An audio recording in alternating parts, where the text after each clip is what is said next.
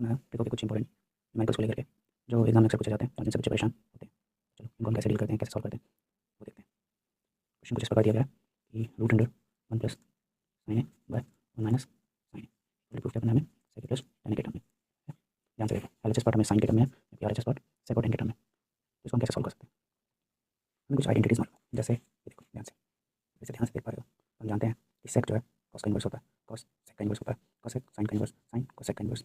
वैसे ही cot ten का inverse और टेन कॉट का इन्वर्स। अगर ये दोनों एक दूसरे के इन्वर्स हैं तो कॉट को हम कॉस बाय साइन में भी लिख सकते हैं और टेन को हम साइन बाय कॉस से भी लिख सकते हैं। ठीक है, इन आइडेंटिटीज को ऑलवेज कीप इन माइंड, तो तुम्हारे ट्रिको के कई सारे न्यूमेरिकल्स बहुत ही ईजी साउंड करेंगे। ठीक है, और इनके हेल्प से हम इसको सॉल्व करने वाले हैं। चलो सॉल्व करते हैं। तो सबसे पहले हम एलएचएस पार्ट लेते हैं। एलएचएस पार्ट में क्या है? One plus sine A by one minus sine A. ध्यान देखो, ध्यान से लो, देखो तो हमें यहाँ पे क्या दिख रहा है? सेक हमारा वन बाय कॉस से होता है, तो हमें यहाँ पे वन दिखाई दे रहा है। अगर वन को हम कॉस से डिवाइड करते हैं तो वन बाय कॉस से जो कि सेक इक्वल होता है कि नहीं? और साइन को अगर हम कॉस से डिवाइड करें तो साइन बाय कॉस देखो ध्यान से टेन है। तो अकॉर्डिंग हम क्या करने वाले हैं कि न्यूमरेटर और डिनोमिनेटर जो पार्ट्स हैं इन सभी को हम कॉस से डिवाइड करने वाले हैं। ठीक है, तो क्या लिख सकते हैं? One by cos plus sine by cos, denominator part में हमारे one by cos minus sine by cos. ठीक है, तो ये वैल्यू हमने लिखा। अब ध्यान देते हैं वन बाय कॉस क्या होता है हमारा? सेक होता है minus plus sine by cos क्या होगा? टेन होगा।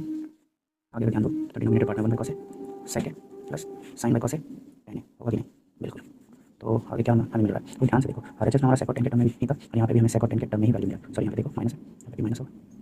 ठीक है, और ध्यान देखो यहाँ पे हमें सिर्फ एक ही वैल्यू सेक प्लस टेन है और यहाँ पे हमें फ्रैक्शन वैल्यूज मिला वो भी रूट के अंदर। इसको हम सॉल्व कैसे कर सकते हैं? अच्छा, एक कॉन्सेप्ट हमारे पास है ना, रैशनलाइजेशन का कॉन्सेप्ट। उसमें क्या होता है? डिनोमिनेटर जब भी हमारे फ्रैक्शन में इस प्रकार के क्वेश्चन वैल्यूज आते हैं तो उनको और इजी करने के लिए हम रैशनलाइजेशन का कॉन्सेप्ट लगाते हैं। रैशनलाइजेशन में क्या करते हैं? जो हमारा डिनोमिनेटर पार्ट है किस साइन के साथ है? माइनस, तो हम न्यूमरेटर और डिनोमिनेटर के अपोजिट साइन की वैल्यूज के साथ मल्टीप्लाई करते हैं। ठीक है, sec plus tan by sec plus tan. अब इसको सॉल्व करेंगे तो हम क्या मिलेगा? ध्यान दो, ये न्यूमरेटर पार्ट से मिल रहा है, डिनोमिनेटर पार्ट से मिल रहा है। तो क्या ये दोनों न्यूमरेटर पार्ट्स आइडेंटिकल दिख रहे हैं? तो हम इनके लिए क्या लिख सकते हैं? सेक प्लस टेन का होल स्क्वायर क्लियर है बाय, यहाँ पे डिनोमिनेटर पार्ट से मल्टीप्लाई हो जाएगा। हम इसको क्या लिख सकते हैं? Sec minus tan multiply sec plus tan. ठीक है, आगे देखो ये सिंगल वैल्यू दो बार है, इसका एक वैल्यू एक रूट को एलिमिनेट करेगा।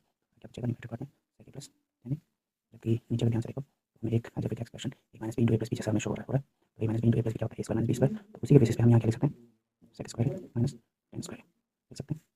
तो हमारे पास क्या बचा? सेक प्लस टेन है बाय, एक और आइडेंटिटी हमारे पास है कि sec square minus tan square है वन के इक्वल होता है। तो जब वन को तुम रूट वन मिला, रूट वन को सॉल्व करोगे तो वन ही मिलेगा। तो हमें फाइनली जो रिजल्ट मिल रहा है वो है सेक प्लस टेन।